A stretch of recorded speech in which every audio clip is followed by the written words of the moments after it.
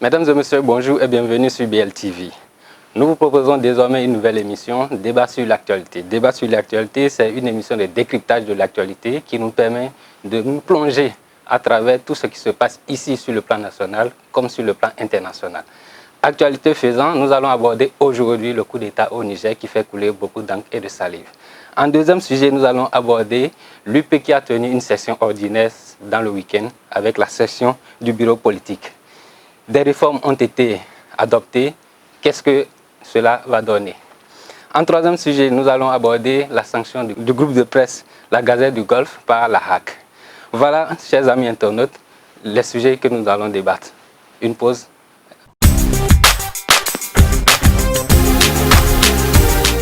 Vous aimez la qualité et vous recherchez des matériaux de construction fiables? Bâtisseur Plus Inter est la solution.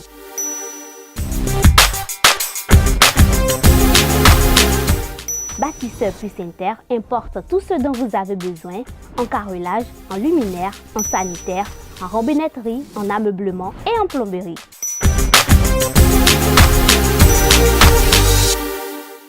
Visitez-nous à Abomey-Calavi, 4e rue après SOS, en quittant Kota pour l'université d'Abomey-Calavi. Infoline 00229 91 77 72 77. Nous sommes de retour sur ce plateau pour aborder le premier point, le coup d'État au Niger. Sur ce plateau, vous avez avec moi Aboubacar Takou. Aboubacar Takou, bonjour. Bonjour chers confrères, bonjour chers téléspectateurs et internautes. En face de vous, il y a Oscar Medouam. Oui, bonjour Akilou, salut à nos amis internautes. Monsieur Takou, qu'est-ce qui peut expliquer ce coup d'État du côté du Niger? D'abord, dans une démocratie, rien n'explique un coup d'État, rien. Mais alors rien, ça il faut le préciser. Maintenant, le coup d'État intervenu, me semble-t-il, ne relève que du caprice de quelques militaires qui, parce qu'ils ont l'âme en main et à tout moment, ils peuvent dire à un chef d'État élu, monsieur, asseyez-vous, vous êtes en état d'arrestation et changez le cours des choses. Donc rien n'explique un coup d'État dans un pays. Il faut que nous ayons les moyens de décourager cette pratique parce que vous savez, la démocratie n'est pas la meilleure manière de gérer les hommes qui soient, mais elle est loin d'être la pire des méthodes pour gérer une nation, un pays. Donc, que ce système de gestion, de gouvernement soit là et qu'on ne procède pas des putsch, je crois qu'il faut les décourager à jamais. Oscar, est-ce que ces putschistes-là ont raison? Je ne dirais pas qu'ils ont raison, mais moi je vois plutôt la présence d'une main invisible derrière qui pourrait les manipuler de sorte qu'ils aient l'idée de pouvoir prendre le pouvoir de force chez le président Bazoum. Je vois que nous avons la présence des ressources du sous-sol au Niger. Et donc, la main invisible derrière pourrait les manipuler de telle sorte qu'ils aient la même mise sur la gestion, l'utilisation de ces ressources du sous-sol. On a vu l'exemple par le passé, en Libye par exemple, avec l'ancien président Kadhafi par exemple. Vous voyez? Donc je pense que véritablement, il faudrait qu'on aille toucher du doigt la main invisible pour savoir réellement dans quelle direction il voudrait manipuler les choses pour, en sa guise, j'allais dire. Est-ce que c'est une... Non, pour parler toujours des coups d'État, voyez-vous, nous allons prendre le cas du Mali voisin. Le Goïta, qui est venu par les armes, après avoir renversé, c'était qui? C'était Keïta, non? Keïta, oui, Aboubacar. Oui, bien, Aboubacar Keïta. Est venu, mais dans la nouvelle constitution qui s'est taillée, il a pris les soins de tailler une belle constitution. Mais en son article, et leur constitution, en son article 187, je crois bien, ils ont précisé tout coup d'État ou putsch est un crime imprescriptible contre le peuple malien. Ils ont précisé. Mieux, en l'article 188 de la même constitution, ils ont, pour se protéger, mis les faits antérieurs à la promulgation de la présente constitution couverts par les lois d'amnistie ne peuvent en aucun cas faire objet de poursuite, d'instruction ou de jugement. C'est-à-dire, ils savent que ce qu'ils ont fait n'est pas bien. Ils se protègent pour ne pas vivre un cas similaire, mais dans le même temps, ils se dédouanent toujours avec la constitution qui s'est taillée. Donc, déjà à leur niveau là, ils condamnent, on ne peut plus clair, les coups d'État. Et ce prétexte contre la justice maintenant, aussi. je trouve quand même paradoxal qu'il soit, je parle de nos parents maliens, le régime en place, en train de vouloir faire maintenir, vaille que vaille, les nouveaux maîtres de Niamey, alors que dans leur constitution, ils ont été clairs pour dire ça, plus jamais ça. Donc ça donne l'image, le visage des coups d'État en Afrique. Ces coups d'État interviennent seulement par les caprices des militaires. Maintenant, si on rentre dans la mouvance, dans l'émotion, dans l'essai grégaire non des populations, on dit c'est parce que les chefs d'État élus n'ont pas toute tradition de bien gérer. Par exemple, quand on prend des élections un peu plus moins truquées, des opposants en prison, la difficulté pour la population de se nourrir, eh bien, il y a trop de facteurs qui pourraient inciter à remettre en cause. Mais, je précise, pas les unes, le pouvoir qui gère de cette manière à donner lieu à décrier la gestion. Mais cela ne peut jamais donner lieu à un coup d'État. Maintenant, pour le cas du Niger, c'est que la France-Afrique, elle a décrié. La France est décriée en Afrique aujourd'hui. C'est la saison. Mais cela doit être différencié de la problématique des coups d'État. Ces coups d'État ne sauraient être confondus à une révolte populaire de rejet de la France. Et c'est cette nuance que les gens ne veulent pas faire. Et par émotion, on dit, ok, c'est bon, les coups d'État sont à décrier, certes, mais comme ils sont là, maintenons-les parce qu'ils permettent au moins de mettre les garde-fous contre l'invasion française en griffes. Cette nuance, il faut la faire et décourager d'abord le coup d'État. Il va arriver en Afrique des pouvoirs élus démocratiquement, mais qu'il faut comprendre qu'il ne faut pas toujours être le visage mou de la France et montrer que nous sommes une nation, nous sommes des pays qui doivent se faire respecter et qui doivent négocier d'égal à égal avec la France, avec la mère patrie, pour ainsi dire, et dorénavant, parce que ceux qui sont en face, j'ai cru entendre que les Russes disent qu'ils vont venir bombarder au cas où la CEDEAO. Non, il faut que la CEDEAO aussi fasse l'effort de ne pas se mettre sous la coupole de la France. Parce que la CEDEAO est sous la coupole de la France, elle sera taxée de pro-français et ça peut réveiller les vieux démons russes pour dire qu'ils vont intervenir. Et qu'on laisse les Russes intervenir au Niger, j'ai dit c'est une aberration. Il ne faut pas qu'on laisse de ce côté-là. Bon, ok, avant de passer aux différents sujets, Oscar, il y a les partis politiques de la mouvance qui n'ont pas réagi alors que les démocrates l'ont fait.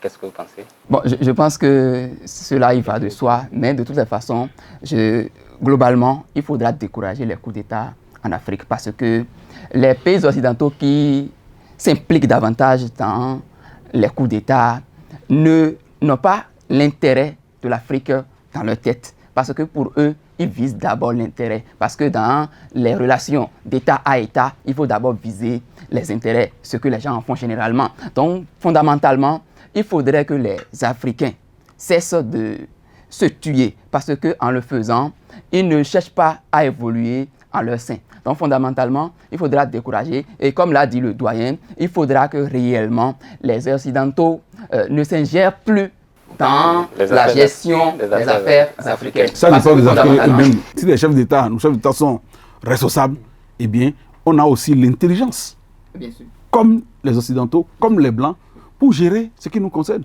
Mais si la faille se dessine ou on développe ce complexe d'infériorité où on pense que c'est le Blanc qui est le plus intelligent et qu'on doit se soumettre rien qu'à eux et que ceux qui ont l'intelligence, eh bien, ils vont toujours nous dominer parce que c'est un jeu d'intérêt. La France n'a pas intérêt à voir une Afrique développée, elle n'a pas du tout intérêt. C'est à l'Afrique de prendre sa responsabilité et de dire nous avons le même crâne, la même cervelle, nous irons au même objectif.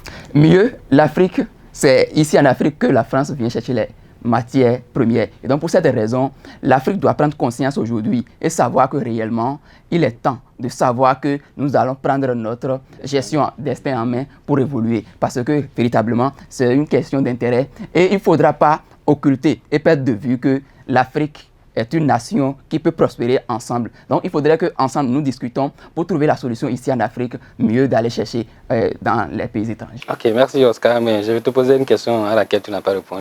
Je vais la poser à M. Takou. M. Takou, pourquoi l'UP et le BN n'ont pas pu réagir jusqu'à présent? Ah, c'est curieux. J'ai eu la baraka de faire une analyse dans ce sens. Je me dis parfois, bon, ne parlons pas de l'UP et de l'UPR et du BS seulement. Il y a le MOEL, il y a UDBN, il y a d'autres mouvements qui soutiennent l'action du chef de l'État. Je vois le président Talon au front seul. Seul au front parce que, en temps normal, tous les membres du gouvernement devraient être évidemment solidaires de la posture de leur président. Le président fait corps avec la CEDEAO et on connaît son côté allergique à tout ce qui a trait au désordre. Donc, il est dans sa posture naturelle d'aller contre un tel comportement. En temps normal, ces partis politiques, du moins les partis politiques qui le soutiennent, devraient l'accompagner. Et ses amis devaient l'accompagner. Mais malheureusement, on voit que, je me demande même s'il est aimé, ou du moins s'il n'a pas compris que ses partenaires sont ruses avec lui. Ou peut-être qu'il est tellement dur que les gens, au lieu de l'aimer, le craignent. Et c'est ce que je doute. Ce qui s'apparente à la réalité. On le craint, on ne l'aime pas. Donc quand il prend une position qui est critiquable ou qui suscite beaucoup de réactions auprès des autres qui ne sont pas de son côté, au lieu de le défendre, au lieu de sortir pour expliquer la situation, ils obtiennent un calme olympien qui décourage, qui doit décourager le chef de l'État. Je crois qu'il va comprendre, à travers ce que nous sommes en train de dire là, qu'il est temps, à défaut qu'il réagisse, qu'il essaie de réagir maintenant. Bon, peut-être que ce coup de gueule-là fera réagir on va les ces voir. partis-là. On en attendant de passer au second sujet. Je pense plutôt qu'il y a aussi les ministres qui n'ont pas encore réagi jusqu'à présent parce qu'ils attendent peut-être l'aval du chef. Pourquoi ils vont attendre réagir? Parce que, vous avez vu, quand la situation est intervenue, il n'y a que les démocrates qui ont réagi. Les autres partis politiques n'ont rien dit. Les ministres n'ont rien dit. Je pense plutôt que pour ne pas vite aller en besogne, c'est servir de baromètre pour dégager certains ministres du gouvernement. Non, mais pas du tout. Ah oui, parce que vous voyez, le jeu ici, c'est l'après-pouvoir. Et donc, quand les ministres vont s'y prendre, quand un autre président va venir et ne pas véritablement chercher à faire avec la CEDEAO, comment ça va se passer? Et donc là maintenant, les ministres sont là à voir dans quelle position ou bien avec quelle mesure alors qu'ils émargent dans la composition du président Talon. Oui, mais non, la question d'émargement, bon, c'est naturel pour les milieux sociaux. Le président Talon, je l'ai dit. Ok, merci. En attendant de passer au second sujet, nous allons marquer une pause. Merci, à tout à l'heure.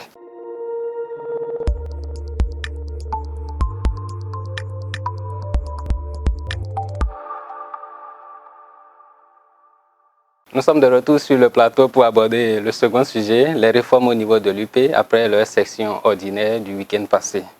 Est-ce que l'UP est dans la dynamique du BR qui a eu à faire une session qui a abouti à des réformes, M. Takou? Non, avec les bonnes relations entre le président Abré Biochane et son jeune frère Georges Jobenou, on ne verra plus tel parti a pris le pas, le premier, l'autre l'a suivi. Non. On va parler de la substance, de l'essentiel du développement auquel ça donne. Et je crois que ces réformes-là sont capitales. Parce que ces partis étaient comme nés pour fermer le cloisonné à l'opposition. Aujourd'hui, les données ont changé, l'opposition, elle est présente. Maintenant, il faut faire les choses correctement. Et ça, le président Biochane l'a compris. Il a fait beaucoup de réformes au niveau du BR. Ça montre que le BR est aujourd'hui un parti fiable, un parti dynamique qui peut loucher réellement sur 2026. De même, Tchobrenou, depuis un certain temps, a observé aussi, il s'est mué dans un silence qui ne dit pas son nom. Et dans ce silence-là, ça bouillonne, ça travaille, ça réfléchit au sein de l'UPR et c'est le résultat de son couvent qu'il a livré à travers leur session.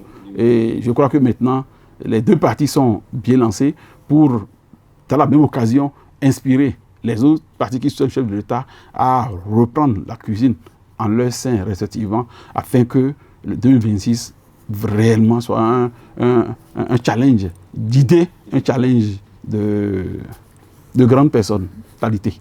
Oscar, ça veut dire que 2026 est réellement lancé avec cette bataille d'idées? Oui, vraiment, je pense que ces réformes ne sont pas anodines parce que 2026, il va se passer quelque chose de terrible au Bénin.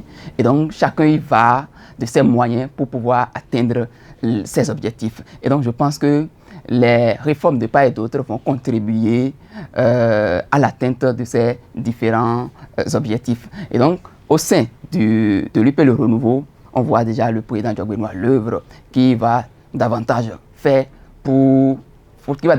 l'effort et fournir l'effort nécessaire afin que la réforme du système partisan, aussi longtemps prônée par le chef de l'État, qui a déjà pris corps, doit être expérimentée pour la toute première fois. Et ces élections générales-là qui ont d'impact. Et donc, je pense que véritablement, tout est en train d'être mis ensemble pour l'atteinte de ces objectifs-là. Et ce qui va se passer, c'est du jamais vu. Et donc, chacun court dans sa direction. Mais pourquoi du jamais vu? Oui, parce qu'on n'a jamais organisé des élections générales. Donc, je pense que véritablement, chacun court dans sa direction pour pouvoir montrer que réellement, il est avec le chef. Ouais. Et donc, s'il est avec le chef, c'est maintenant de commencer par préparer. Et il se prépare véritablement bien de part et d'autre. Au sein du bloc républicain, on a vu à l'UP, c'est déjà annoncé. Je pense que dans les autres partis qui n'ont pas encore pris le pas, quelque chose se mijote déjà. Et d'ici à là, on verra bien le résultat. Moi, je vois une autre idée derrière. Vous savez, le président Talon a fait du système partisan son bébé. Et on dit chez nous en Bariba, Biyirouma. C'est-à-dire c'est son enfant le plus cher. Si après lui, le président 2026 sort du néant, comme Yahi Boni, comme Lissao Soglo, comme lui-même Talon, il aurait échoué dans son rêve de discipliner la classe politique à travers ce nouveau système dénommé système partisan. Avec ce verrouillage que je vois autour du président, je ne pense pas que quelqu'un qui puisse sortir du néant est venu de cette manière-là. Donc je pense que véritablement, parce que je pense que c'est à l'œuvre qu'on reconnaît l'artisan. On va voir en 2006 si ça ne sera pas le cas. Parce que les gens, les candidats blancs griffes, s'ils n'entrent pas officiellement dans les partis politiques, ils militent, à partir du moment où ils sont candidats, c'est parce que le système partisan a échoué.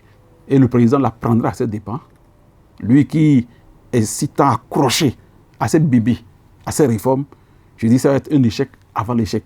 Parce que si ça sera reproduit, que c'est un quidam qui va sortir du néant à politique pour revendiquer le fauteuil, eh bien ça va être le premier échec du parti Talon. Et l'échec suivant, ça va être que le pouvoir échoue, heureusement dans le camp de l'opposition. Bon, on a encore le temps, donc on verra ce que cela va donner.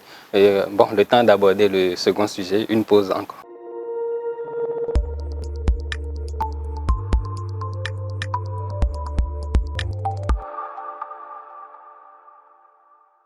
Ok, troisième sujet pour boucler notre émission, c'est la sanction de la HAC contre le groupe de presse La Gazette du Golfe. Est-ce que cette sanction-là, comme ils ont eu à le dire en temps avec le Bénin, est-ce que c'est une sanction pédagogique? Est-ce qu'il faut toujours continuer par sanctionner, par fermer les médias pour penser et discipliner ces médias-là? La pédagogie en matière de liberté de presse n'a rien à voir avec la réduction de l'espace d'expression. Il n'y a aucune sanction qui peut être qualifiée de pédagogique si on arrête les travaux d'une entreprise de presse. Golf FM, bon, il ne faut pas de la Gazette du Golfe, pas de Golf FM. C'est une école. C'est une école. En arriver à sursoir à ces activités, je dis c'est une grosse entorse. Il ne faut pas que cela se répète prochainement. Maintenant, le point qui est posé, c'est au niveau de la HAC. Et ça, le président Talon nous a trahis. Parce qu'il nous avait promis, quand il venait au pouvoir, que la HAC allait être réformée. Et qu'on pourrait même avoir, comme président de la HAC, un journaliste exerçant, c'est-à-dire un communicant, et quelqu'un qui travaille réellement dans la presse. Parce que si on veut toujours confier la tête de la HAC à un politique, je crois qu'on ne va jamais cesser de trouver dans cet affaire. Ça, je fais une remarque.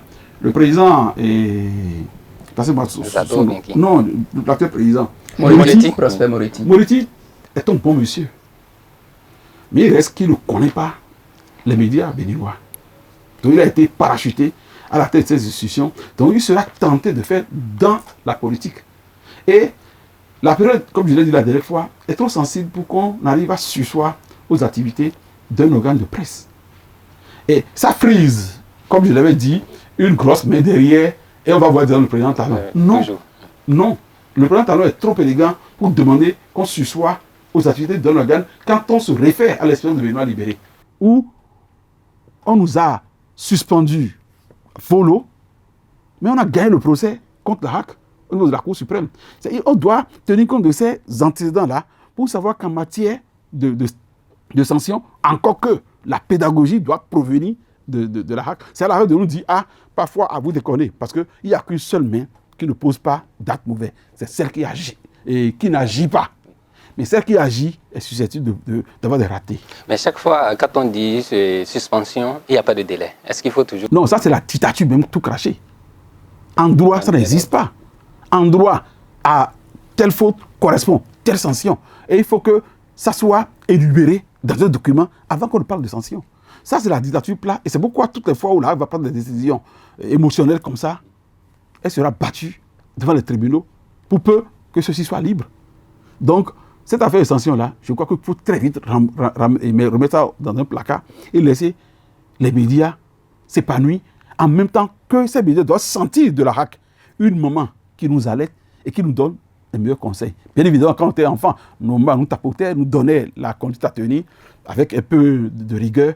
Ça nous a formé. Tel doit être le comportement de la HAC. Et pour en arriver là, il faut que ça soit un professionnel pratiquant pour aller à la HAC. Prochainement, si on veut envoyer à la HAC maintenant, il y a des confrères qui sont là aujourd'hui qui vont dire je peux être candidat. Les quatre de presse sont sortis. Donc non, pas le cas de presse. Je ne parle pas de maintenant. Si on prend notre confrère, Marie Gomina, aujourd'hui député. Si on prend vous-même, Je ne dois pas parler de mes qu'on doit éliminer déjà. Parce que quand on parle de Gomina, c'est un politique. Il n'est plus un professionnel pratiquant. S'il va à la HAC, c'est pas la solution. On ne va pas nous dire qu'un personnel à la HAC. Quand on prend Charles encore, Oui, bien sûr. politique. quand on prend, c'est un politique, il est à l'Assemblée. Edouard Loko, il est au palais, il pratique le monsieur, le métier. D'ailleurs, c'était sous lui, comme vice-président, que le Benoît Libéré a été suspendu sous cette façon-là. Donc lui, il est plus qualifié pour aller prendre la présidence. Il devait les conseiller quand même. Et deux bons exemples. Quand on prend Djamossi, j'ai une école aujourd'hui. Il est encore dans la profession. Il n'est pas politique. Quelqu'un comme ça. John Akintola, aujourd'hui docteur. Adéchian aussi. Adéchian. J'ai eu une école aussi de journalisme. Pourquoi pas. John enseigne. Et mon confrère Agapi Napoléon. Bien sûr. Voilà quelqu'un qui est encore dans la profession. Bien évidemment, à son passage à la HAC et des années passées, il n'a pas fait bonne figure. Donc on va le sanctionner pour ça. C'est pourquoi, si vous me donnez la possibilité, je vais gérer la HAC. Parce que moi je suis pratiquant. Bien sûr, bien sûr. Et professionnel pratiquant. Je continue d'occuper mon poste de rédacteur en chef de la Une. Et j'écris beaucoup. Donc il faudrait, si ce n'est pas déjà comme moi, des gens qui exercent la profession, il faut qu'ils viennent à la HAC pour qu'on essaye de revoir cette HAC. Ça a besoin de beaucoup de réformes avant de penser à la meilleure forme de réforme pour nous dans la presse. Parce que nous souffrons sur ce régime. Et je crois que ça doit se faire et donner lieu à un plateau qu'on va animer pour connaître la misère des journalistes béninois, la misère de la presse, des médias en général. Je crois qu'il faut négocier un plateau comme ça pour qu'on évoque ça.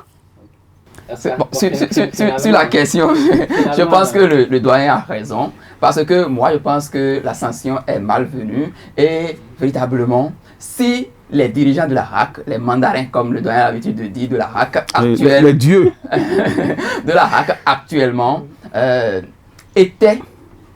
connaissaient du moins le coût pour imprimer le journal, le coût des intrants et les conditions de vie des journalistes. Les factures, tout ça, voilà, et impression de journaux par-ci, par-là, chaque jour. S'ils connaissaient et évaluaient toutes ces difficultés, ils n'allaient pas traiter véritablement les confrères de cette façon. Ils n'allaient pas tuer les entreprises de presse. Tuer les entreprises de presse. Voilà. Merci de m'avoir passé le bouton sur ce sujet-là. C'est mon avis. Mais moi, je veux véritablement que le doyen aille à la HAC pour pouvoir corriger le tir. Là, ça je le mérite, ça, je sais. Et comme président, hein, pas comme... Oui, c'est vrai, quoi. C'est la tête qui gère. Ce n'est pas les conseillers qui sont autour de lui et ils n'ont même pas la possibilité de pouvoir prendre des décisions. La dernière fois, vous avez dit que les fêtiers, bon, ils ont eu une réaction timide, ils ont commencé par réagir. Non, vous avez vu, voilà. c'est la réaction civile. Et du CNPA, a réagi. L'ODEM aussi. Non, tout ça, là, je dis, c'est parce que nous-mêmes, nous sommes bizarres que la RAC nous traite comme ça. On se fait trop de gains inutiles dans la corporation. Une jalousie qui n'a pas sa raison d'être. On n'est pas solidaire. Quand Takou tombe, tout le monde applaudit. Quand c'est Igor qui tombe, on applaudit au lieu de savoir que quand ça arrive à l'autre, c'est que c'est à toi, c'est arrivé parce que c'est la même corporation, c'est le même destin. Et il n'y a pas de sérieux en nos seins. Mais pas de sérieux. Imagine les journaux, une sans contenu. C'est vrai que c'est la misère qui nous a conduit à ça. Oui. Mais il faut, en notre sein, on trouve une formule de discipline pour dire... Pour toiletter. Non, pour dire que, bah, attends, ne déréglez pas la corporation à ce niveau. Déjà qu'en l'exerçant, nous déléguons un peu la corporation parce qu'on n'est pas sain. Mais je pense que le président Talon a lancé des réformes. On attend de voir. Non, si c'est dans 2 ans et demi que le président Talon va partir. partir. On ne peut pas faire cette réforme avant 2 ans et demi. C'est la presse même qui doit, en temps normal... On a rempli des choses dans nos rédactions. On a rempli des papiers. Voilà, on parle de réforme et c'est la sanction qu'on inflige.